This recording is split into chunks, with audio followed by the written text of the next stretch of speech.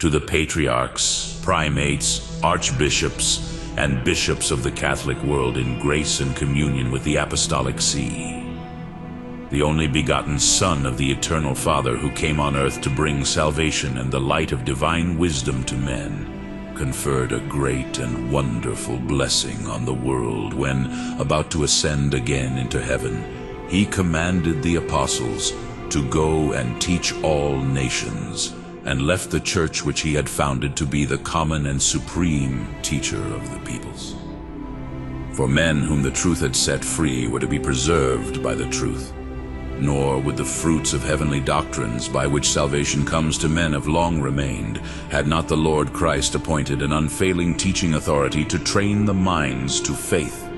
and the church built upon the promises of its own divine author, whose charity it imitated, so faithfully followed out his commands that its constant aim and chief wish was this: to teach religion and contend forever against errors. To this end assuredly have tended the incessant labors of individual bishops. To this end also the published laws and decrees of councils, and especially the constant watchfulness of the Roman pontiffs, to whom, as successors of the blessed Peter and the primacy of the apostles, belongs the right and office of teaching and confirming their brethren in the faith. Since then, according to the warning of the apostle, the minds of Christ's faithful are apt to be deceived, and the integrity of the faith to be corrupted among men by philosophy and vain deceit,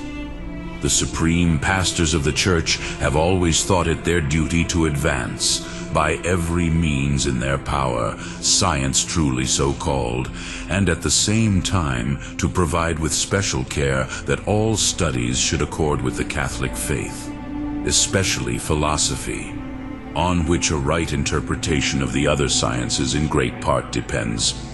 Indeed, venerable brethren, on this very subject, among others, we briefly admonished you in our first encyclical letter, but now, both by reason of the gravity of the subject and the condition of the time, we are again compelled to speak to you on the mode of taking up the study of philosophy, which shall respond most fitly to the excellence of faith,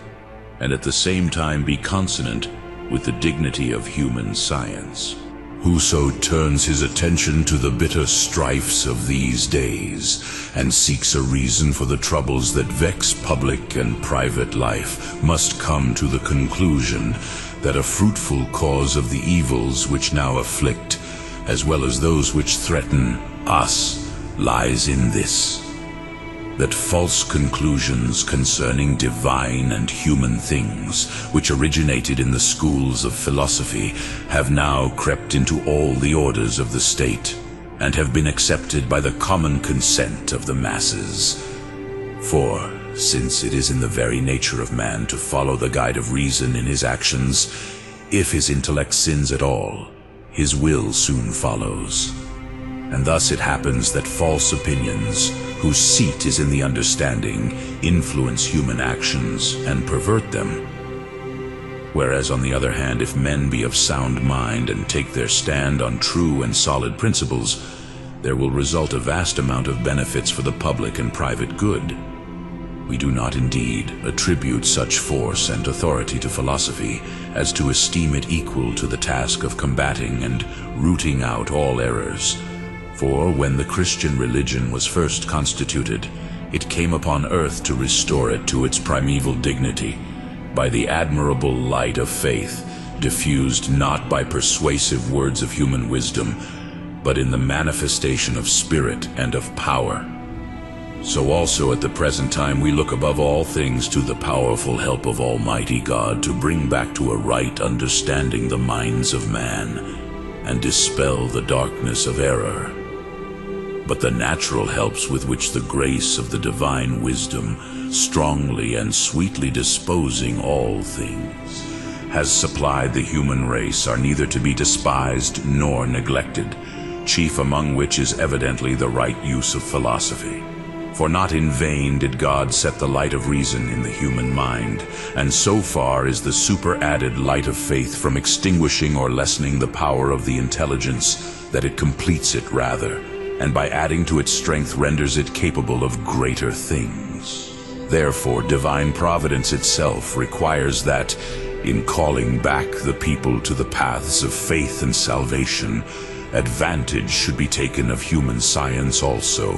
an approved and wise practice, which history testifies was observed by the most illustrious fathers of the Church.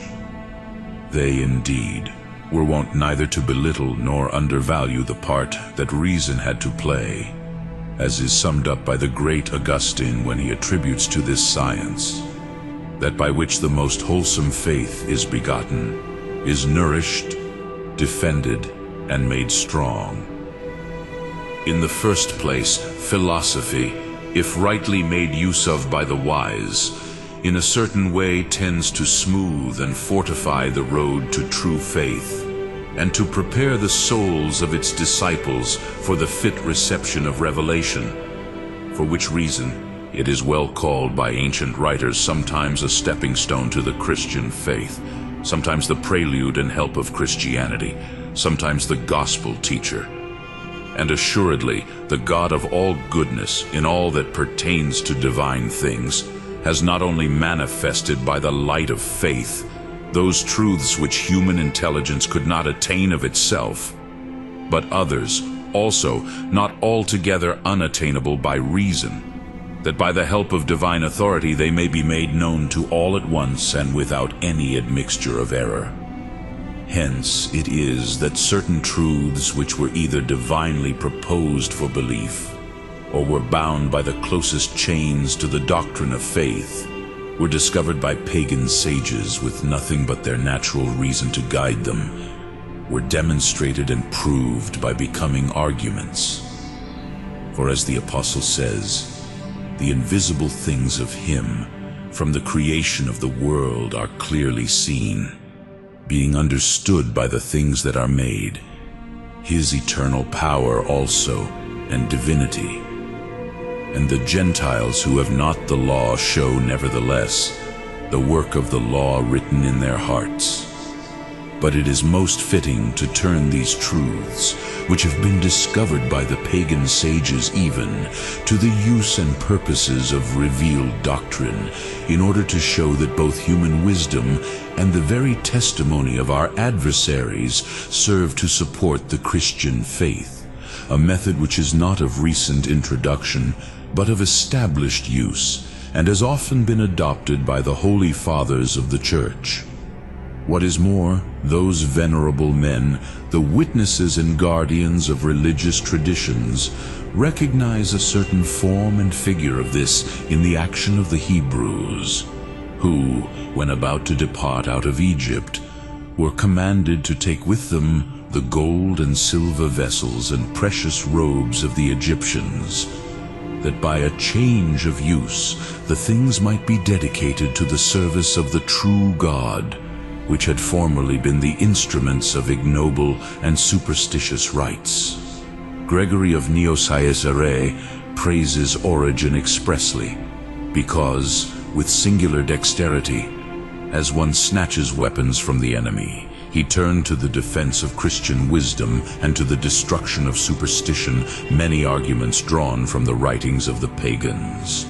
And both Gregory of Nazianzen and Gregory of Nyssa praise and commend a like mode of disputation in Basil the Great, while Jerome especially commends it in Quadratus, a disciple of the apostles, in Aristides, Justin, Irenaeus, and very many others. Augustine says,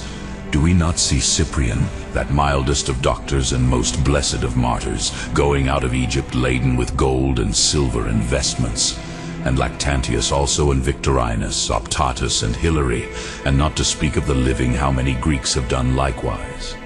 But if natural reason first sowed this rich field of doctrine before it was rendered fruitful by the power of Christ,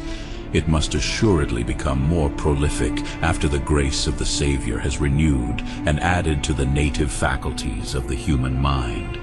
And who does not see that a plain and easy road is opened up to faith by such a method of philosophic study?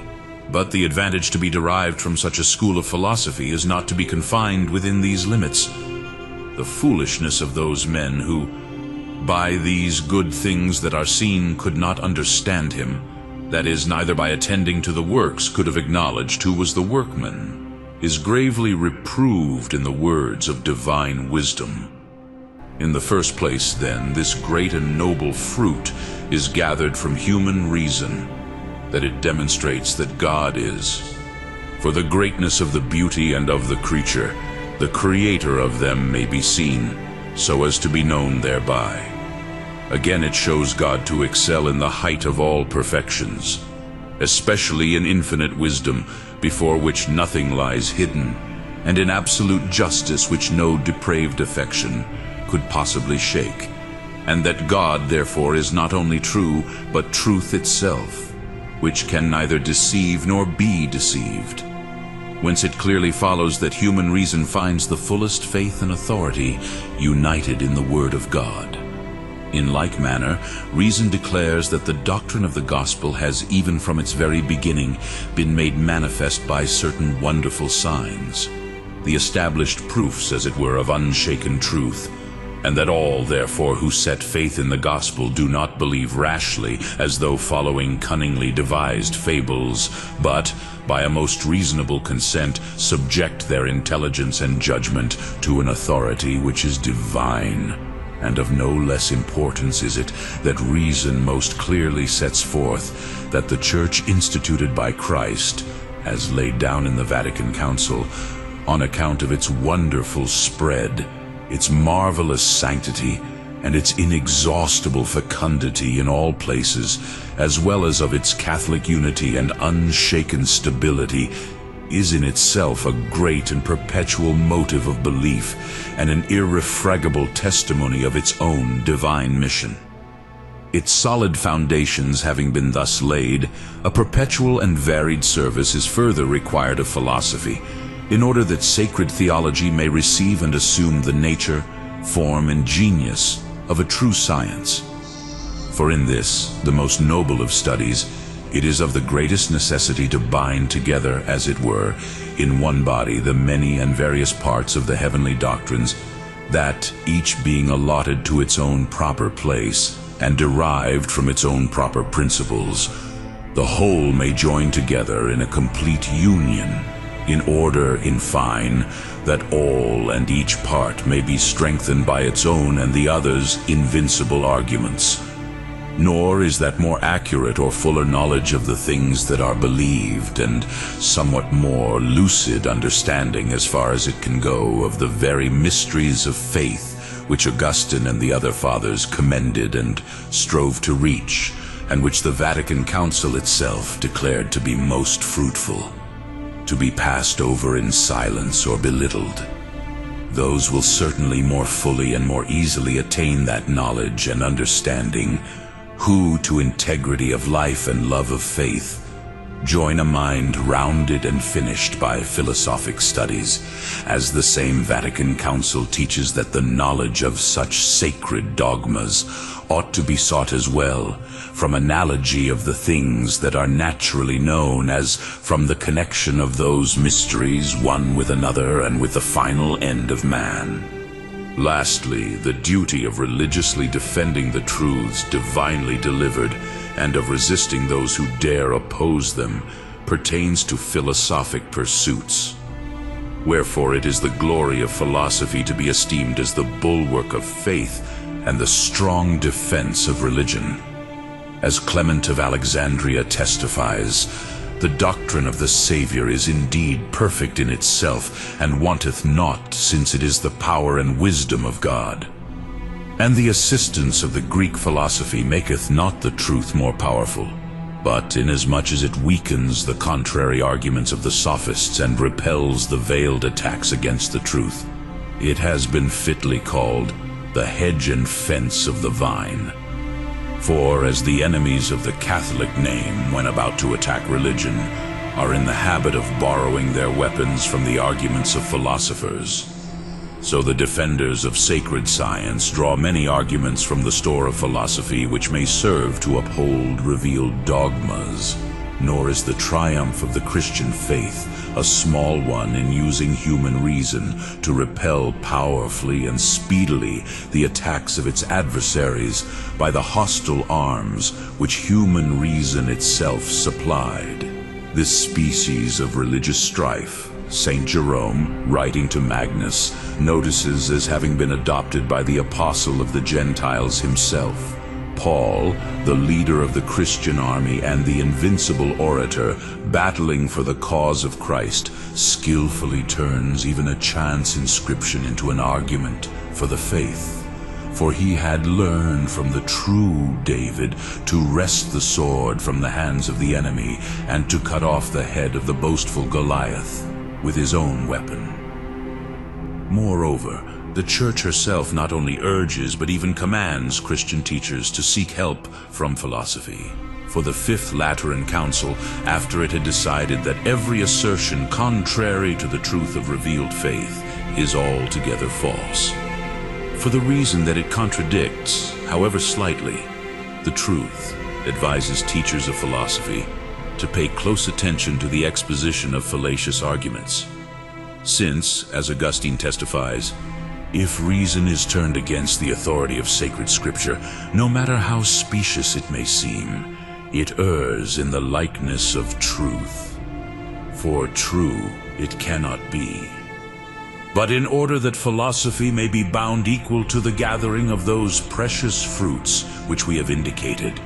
it behooves it above all things never to turn aside from that path which the fathers have entered upon from a venerable antiquity, and which the Vatican Council solemnly and authoritatively approved.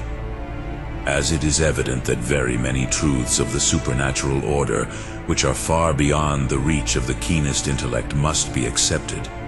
human reason, conscious of its own infirmity, dare not affect to itself too great powers, nor deny those truths, nor measure them by its own standard, nor interpret them at will, but receive them rather with a full and humble faith, and esteem it the highest honor to be allowed to wait upon heavenly doctrines like a handmaid and attendant, and by God's goodness attain to them in any way whatsoever. But in the case of such doctrines as the human intelligence may perceive, it is equally just that philosophy should make use of its own method, principles, and arguments, not indeed in such fashion as to seem rashly to withdraw from the divine authority. But since it is established that those things which become known by revelation have the force of certain truth, and that those things which war against faith war equally against right reason, the Catholic philosopher will know that he violates at once faith and the laws of reason if he accepts any conclusion which he understands to be opposed to revealed doctrine. We know that there are some who, in their overestimate of the human faculties, maintain that as soon as man's intellect becomes subject to divine authority, it falls from its native dignity, and hampered by the yoke of this species of slavery, is much retarded and hindered in its progress toward the supreme truth and excellence. Such an idea is most false and deceptive, and its sole tendency is to induce foolish and ungrateful men willfully to repudiate the most sublime truths and reject the divine gift of faith, from which the fountains of all good things flow out upon civil society.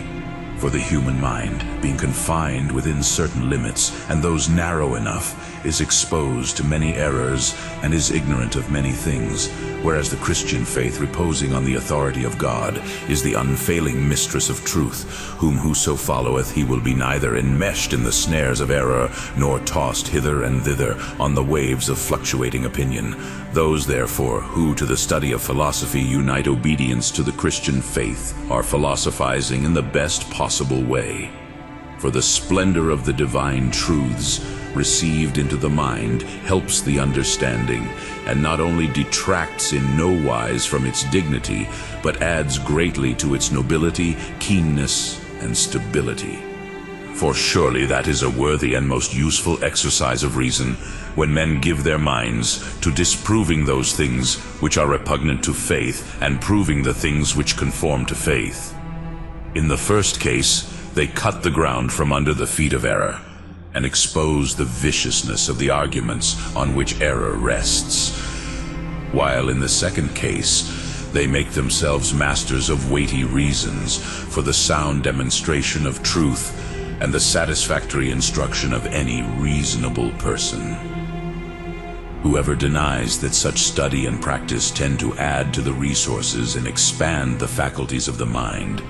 must necessarily and absurdly hold that the mind gains nothing from discriminating between the true and the false. Justly, therefore, does the Vatican Council commemorate in these words the great benefits which faith has conferred upon reason. Faith frees and saves reason from error, and endows it with manifold knowledge.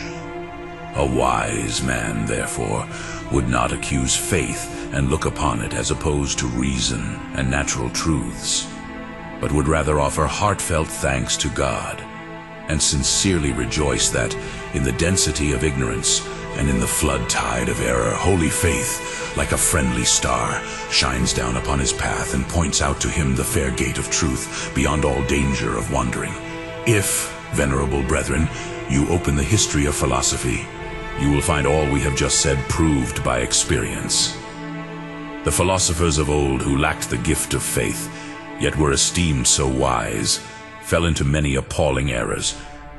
You know how often among some truths they taught false and incongruous things, what vague and doubtful opinions they held concerning the nature of the divinity, the first origin of things, the government of the world, the divine knowledge of the future, the cause and principle of evil, the ultimate end of man, the eternal beatitude concerning virtue and vice, and other matters, a true and certain knowledge of which is most necessary to the human race. While, on the other hand, the early fathers and doctors of the Church, who well understood that, according to the divine plan, the restorer of human science is Christ, who is the power and the wisdom of God, and in whom are hid all the treasures of wisdom and knowledge, took up and investigated the books of the ancient philosophers, and compared their teachings with the doctrines of revelation, and, carefully sifting them, they cherished what was true and wise in them, and amended or rejected all else. For as the all-seeing God against the cruelty of tyrants raised up mighty martyrs to the defense of the Church, men prodigal of their great lives, in like manner to false philosophers and heretics, he opposed men of great wisdom to defend, even by the aid of human reason, the treasure of revealed truths. Thus, from the very first ages of the Church, the Catholic doctrine has encountered a multitude of most bitter adversaries who, deriding the Christian dogmas and institutions, maintained that there were many gods, that the material world never had a beginning or cause, and that the course of events was one of blind and fatal necessity, not regulated by the will of divine providence. But the learned men, whom we call apologists, speedily encountered these teachers of foolish doctrine,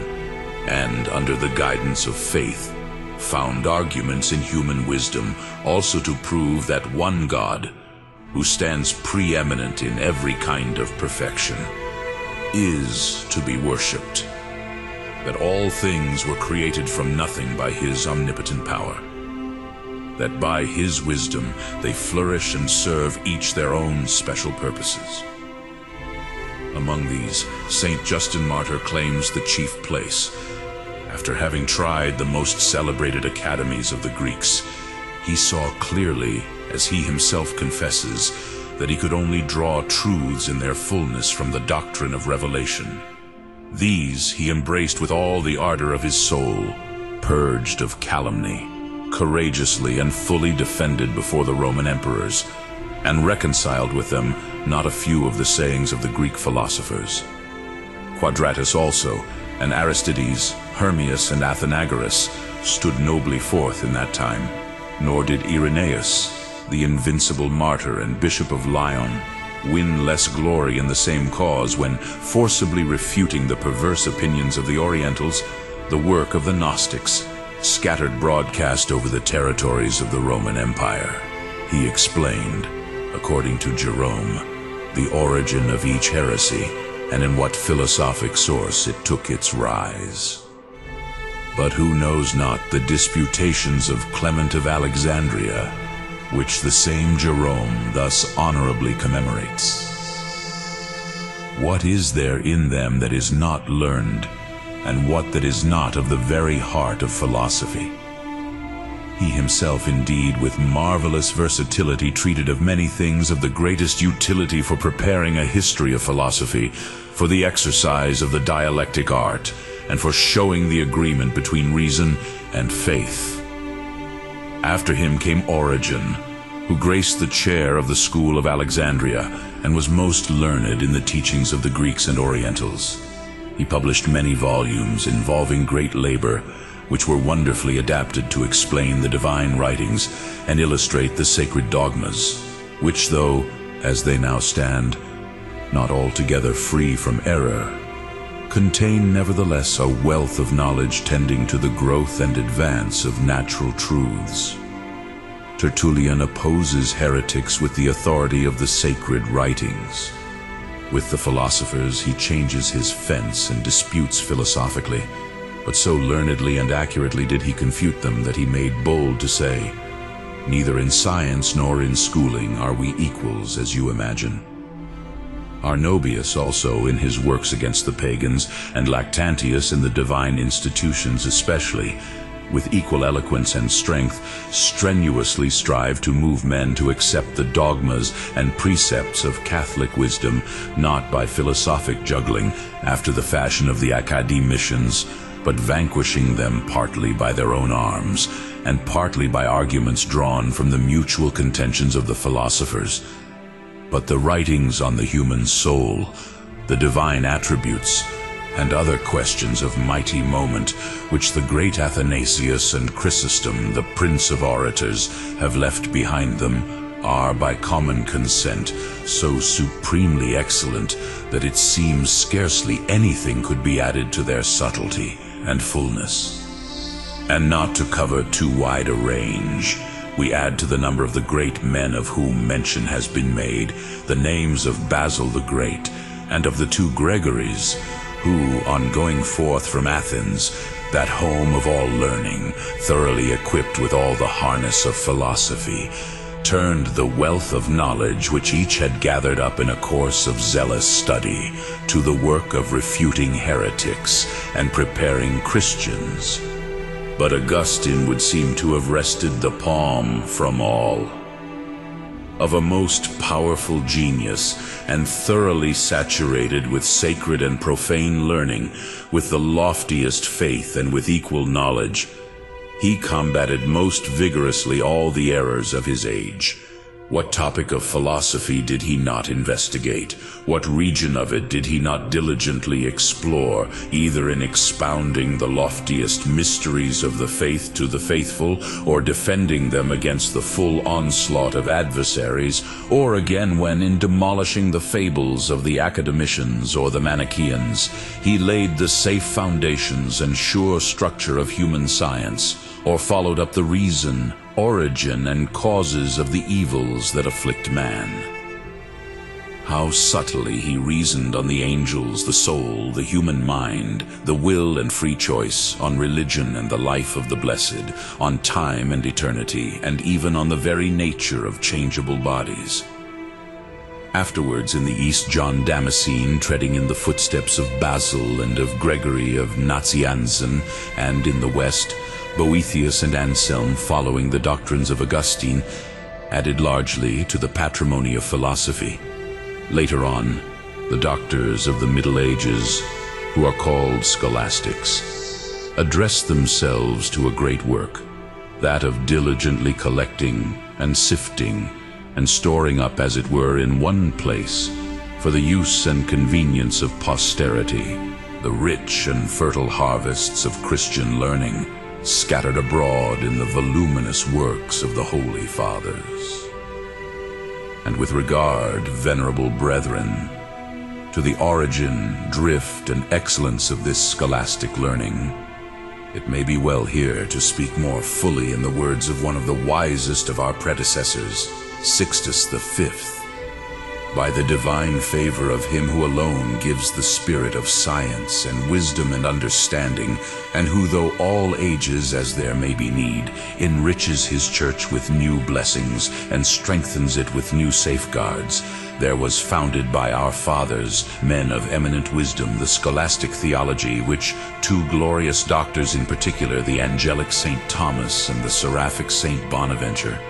illustrious teachers of this faculty, with surpassing genius, by unwearied diligence, and at the cost of long labors and vigils, set in order and beautified, and when skillfully arranged and clearly explained in a variety of ways, handed down to posterity.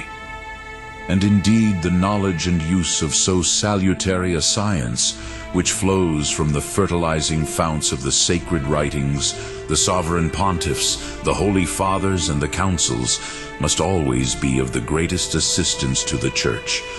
whether with the view of really and soundly understanding and interpreting the Scriptures,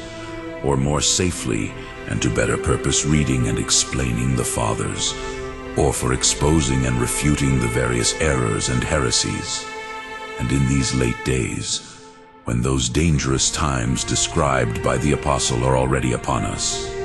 when the blasphemers, the proud, and the seducers go from bad to worse, erring themselves and causing others to err, there is surely a very great need of confirming the dogmas of Catholic faith and confuting heresies.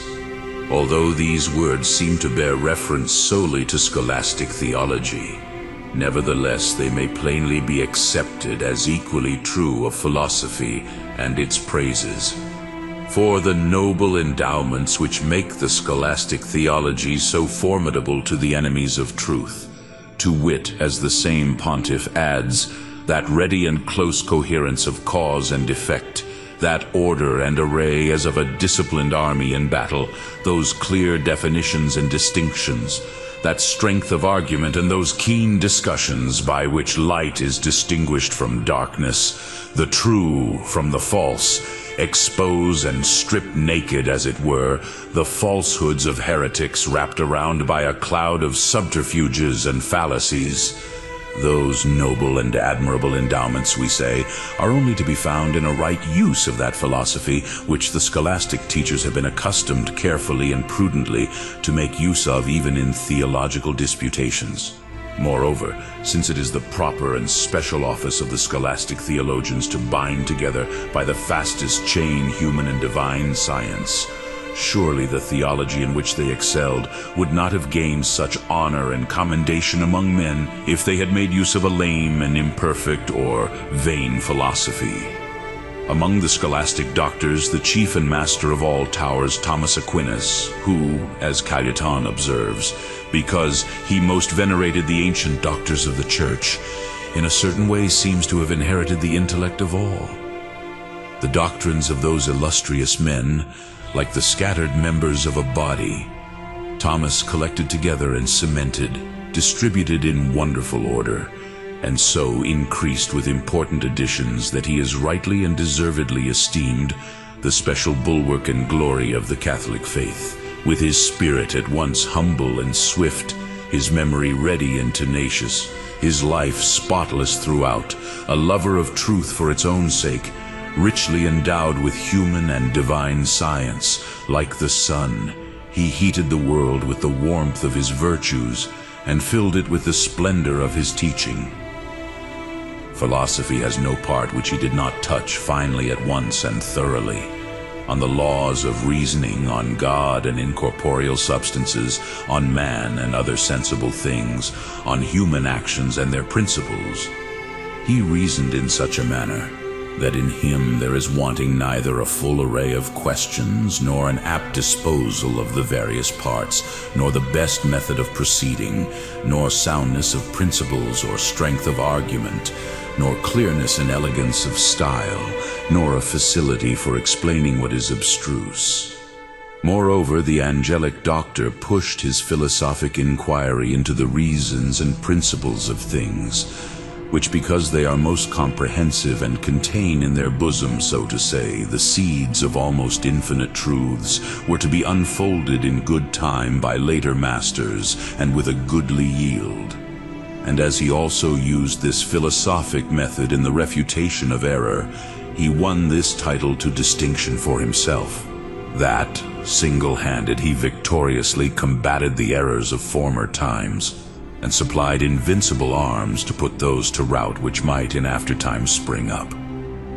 Again, clearly distinguishing, as is fitting, reason from faith, while happily associating the one with the other, he both preserved the rights and had regard for the dignity of each. So much so, indeed, that reason, borne on the wings of Thomas to its human height, can scarcely rise higher, while faith could scarcely expect more or stronger aids from reason than those which she has already obtained through Thomas. For these reasons, most learned men, in former ages especially, of the highest repute in theology and philosophy, after mastering with infinite pains the immortal works of Thomas,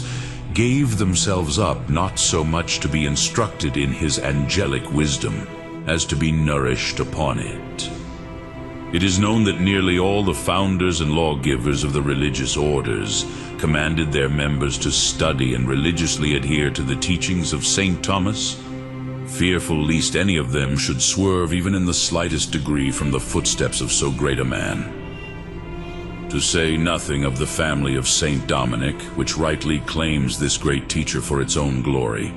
the statutes of the Benedictines, the Carmelites, the Augustinians, the Society of Jesus, and many others all testify that they are bound by this law. And hear how pleasantly one's thoughts fly back to those celebrated schools and universities which flourished of old in Europe, to Paris, Salamanca, Alcala, to Douai, Toulouse and Louvain, to Padua and Bologna, to Naples and Coimbra, and to many another. All know how the fame of these seats of learning grew with their years, and that their judgment, often asked in matters of grave moment, held great weight everywhere. And we know how in those great homes of human wisdom, as in his own kingdom, Thomas reigned supreme, and that the minds of all, of teachers as well as of taught, rested in wonderful harmony under the shield and authority of the angelic doctor. But furthermore, our predecessors in the Roman pontificate have celebrated the wisdom of Thomas Aquinas by exceptional tributes of praise and the most ample testimonials. Clement VI in the bull In Ordain, Nicholas V in his brief to the friars of the Order of Preachers, 1451. Benedict XIII in the bull Pretiosus, and others bear witness that the universal church borrows luster from his admirable teaching, while St. Pius V declares in the bull Mirabilis that heresies, confounded and convicted by the same teaching, were dissipated, and the whole world daily freed from fatal errors. Others, such as Clement XII in the bull Verbo Dei, affirm that most fruitful blessings have spread abroad from his writings over the whole church, and that he is worthy of the honor which is bestowed on the greatest doctors of the church, on Gregory and Ambrose, Augustine and Jerome, while others have not hesitated to propose St. Thomas for the exemplar and master of the universities and great centers of learning, whom they may follow with unfaltering feet. On which point the words of Blessed Urban V to the University of Toulouse are worthy of recall. It is our will, which we hereby enjoin upon you, that ye follow the teaching of Blessed Thomas as the true and Catholic doctrine, and that ye labor with all your force to profit by the same. Innocent XII, followed the example of Urban in the case of the University of Louvain, in the letter in the form of a brief addressed to that university on February 6, 1694, and Benedict XIV in the letter in the form of a brief addressed on August 26, 1752, to the Dionysian College in Granada. While to these judgments of great pontiffs on Thomas Aquinas comes the crowning testimony of Innocent VI. His teaching above that of others, the canonical writings alone accepted, enjoys such a precision of language, an order of matters, a truth of conclusions, that those who hold to it are never found swerving from the path of truth, and he who dare assail it will always be suspected of error. The ecumenical councils also, where blossoms the flower of all earthly wisdom, have always been careful to hold Thomas Aquinas in singular honor. In the councils of Lyons, Vienna, Florence, and the Vatican, one might almost say that Thomas took part and presided over the deliberations and decrees of the Fathers, contending against the errors of the Greeks, of heretics and rationalists, with invincible force and with the happiest results. But the chief and special glory of Thomas, one which he has shared with none of the Catholic doctors, is that the Fathers of Trent made it part of the order of conclave to lay upon the altar, together with sacred scripture and the decrees of the supreme pontiffs, the Summa of Thomas Aquinas, whence to seek counsel, reason, and inspiration. A last triumph was reserved for this incomparable man, namely to compel the homage, praise, and admiration of even the very enemies of the Catholic name. For it has come to light that there were not lacking among the leaders of heretical sects some who openly declared that if the teaching of Thomas Aquinas were only taken away, they could easily battle with all Catholic teachers, gain the victory, and abolish the Church. A vain hope indeed, but no vain testimony. Therefore, venerable brethren, as often as we contemplate the good, the force, and the singular advantages to be derived from his philosophic discipline which our fathers so dearly loved, we think it hazardous that its special honor should not always and everywhere remain, especially when it is established that daily experience and the judgment of the greatest men, and to crown all, the voice of the Church, have favored the scholastic philosophy. Moreover, to the old teaching, a novel system of philosophy has succeeded here and there, in which we fail to perceive those desirable and wholesome fruits which the Church and civil society itself would prefer. For it pleased the struggling innovators of the 16th century to philosophize without any respect for faith, the power of inventing in accordance with his own pleasure and bent being asked and given in turn by each one. Hence, it was natural that systems of philosophy multiplied beyond measure, and conclusions differing and clashing one with another arose about those matters even which are the most important in human knowledge. From a mass of conclusions, men often come to wavering and doubt, and who knows not how easily the mind slips from doubt to error. But as men are apt to follow the lead given them, this new pursuit seems to have caught the souls of certain Catholic philosophers who, throwing aside the patrimony of ancient wisdom, chose rather to build up a new edifice than to strengthen and complete the old by aid of the new. Ill-advisedly, in sooth, and not without detriment to the sciences. For a multiform system of this kind, which depends on the authority and choice of any professor, has a foundation open to change, and consequently gives us a philosophy not firm and stable and robust like that of old, but tottering and feeble. And if perchance it sometimes finds itself scarcely equal to sustain the shock of its foes, it should recognize that the cause and the blame lie in itself. In saying this, we have no intention of discountenancing the learned and able men who bring their industry and erudition, and What is more, the wealth of new discoveries to the service of philosophy. For of course we understand that this tends to the development of learning. But one should be very careful lest all or his chief labor be exhausted in these pursuits and in mere erudition.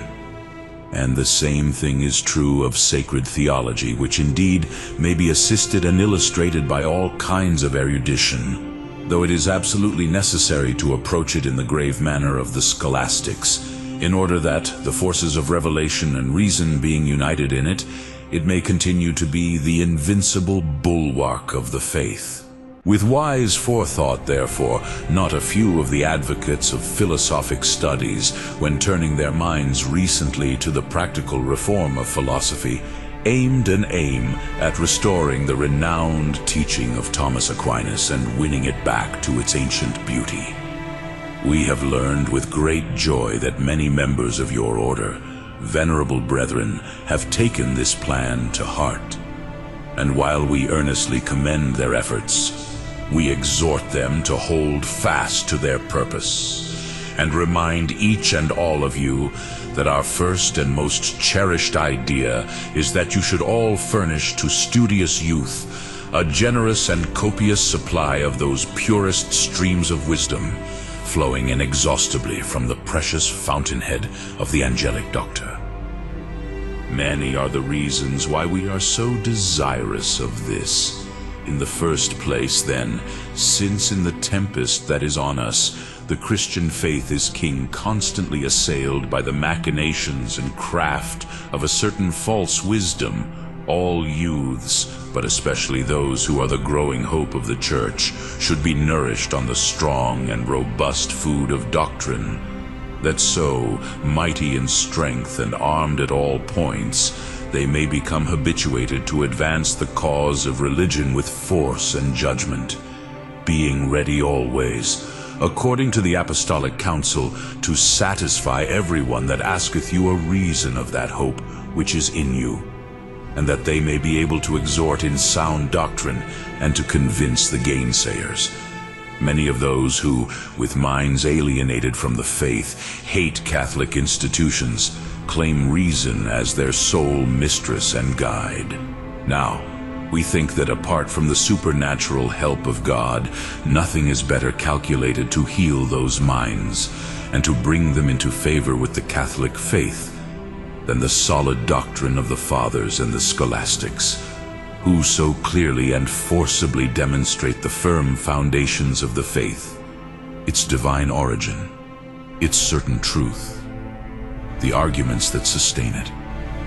the benefits it has conferred on the human race, and its perfect accord with reason, in a manner to satisfy completely minds open to persuasion, however unwilling and repugnant. Domestic and civil society even, which, as all see, is exposed to great danger from this plague of perverse opinions,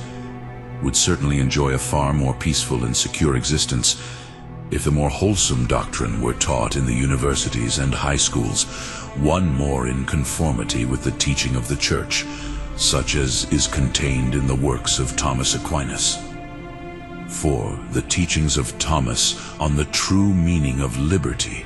which at this time is running into license on the divine origin of all authority, on laws and their force, on the paternal and just rule of princes, on obedience to the higher powers, on mutual charity one toward another, on all of these and kindred subjects, have very great and invincible force to overturn those principles of the new order, which are well known to be dangerous to the peaceful order of things and to public safety. In short, all studies ought to find hope of advancement and promise of assistance in this restoration of philosophic discipline which we have proposed. The arts were wont to draw from philosophy, as from a wise mistress, sound judgment and right method, and from it also their spirit, as from the common fount of life. When philosophy stood stainless in honor and wise in judgment, then, as facts and constant experience showed, the liberal arts flourished as never before or since, but neglected and almost blotted out, they lay prone, since philosophy began to lean to error and join hands with folly. Nor will the physical sciences themselves, which are now in such great repute, and by the renown of so many inventions draw such universal admiration to themselves, suffer detriment, but find very great assistance in the restoration of the ancient philosophy.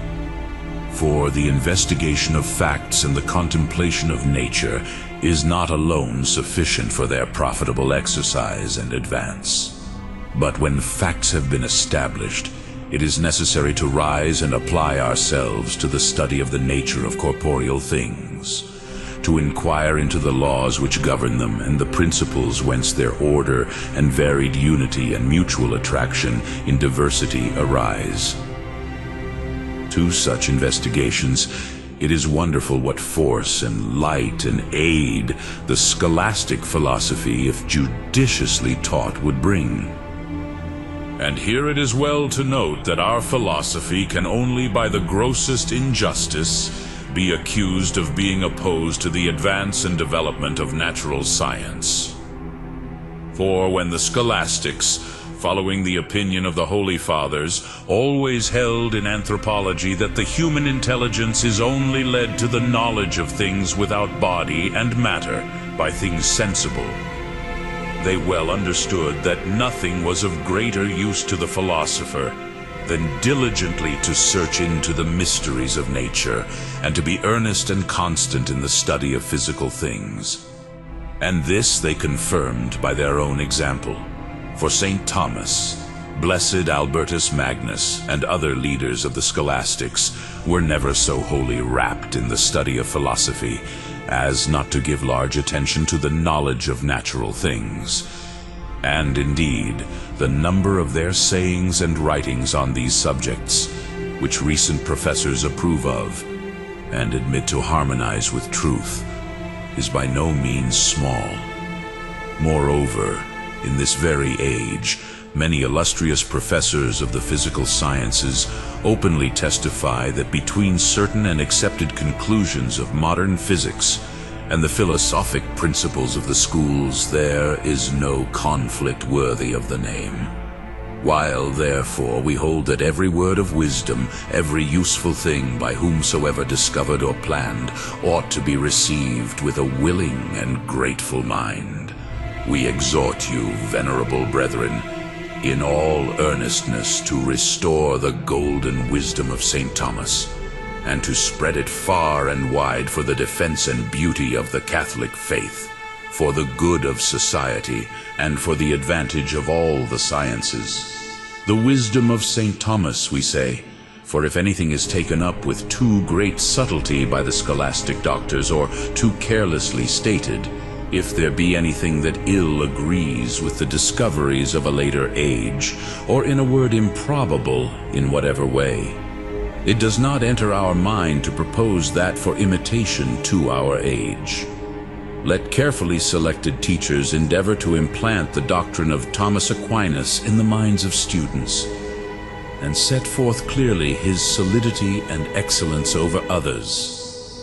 Let the universities already founded or to be founded by you illustrate and defend this doctrine,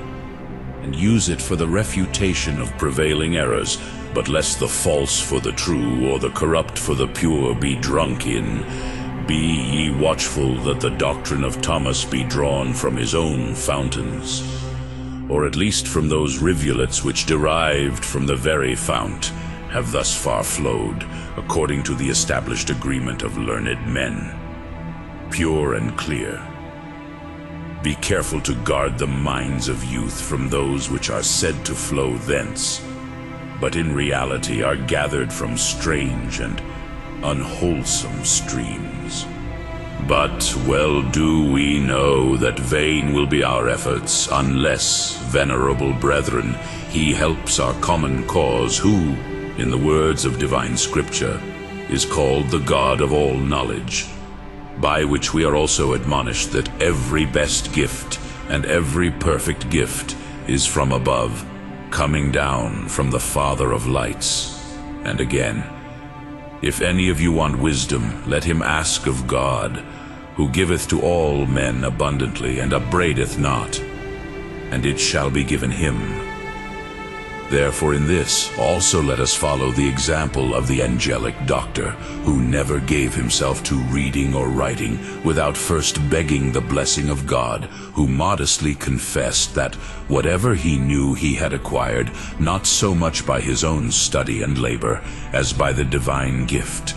And therefore let us all, in humble and united prayer, beseech God to send forth the spirit of knowledge and of understanding to the children of the Church, and open their senses for the understanding of wisdom,